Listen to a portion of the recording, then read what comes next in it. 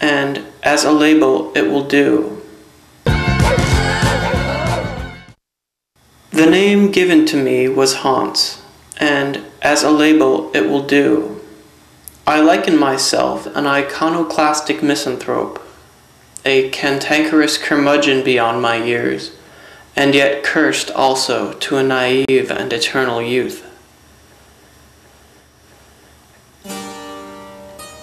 In popular counterculture form, I came to Alaska to flee a civilization that I saw in rapid decline. I had, however, no intentions of merely being idle in the solace of relative isolation. Resolutions, such as tempering mind and body, were goals I greatly desired. Towards this end, I used many disciplines, skiing in the mighty Chugach, or so I rationalized, was one of such tools. I saw in this pursuit more than just a fun way down the hill. It became a transcendence of fear and suffering, synthesized with aesthetic creativity and refined concentration. Moments like this one here shown on the north face of Max's and Girdwood epitomized for me the state just described. Skiing has been a helpful tutor, yet as tempting as the compilation of continued experience in this particular avenue is, I think the lesson has been learned, and it is, therefore, due time for an exit from this stage, lest I add to the general delusion through my over-endorsement, or worse, devolve into one of those elder ski-town creatures.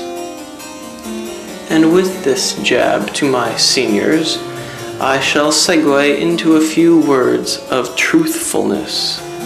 For indeed, what sort of grumpy recluse would I be if I could not share a slight draught of my distilled vitriol?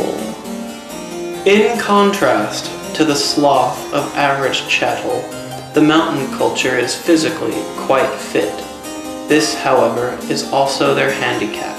For at the same time, I see this as an escape into the mindlessness of activity, cutting short the development of a whole being, a forgotten concept from ancient times known as the individual. The concept of such a creature was such that it had a kernel at its core, a mind, if you will. Individuals, all I see are cliques and the pairing of deluded fools practicing an all too common mutual self-hatred, sometimes even believing it to be just and moral.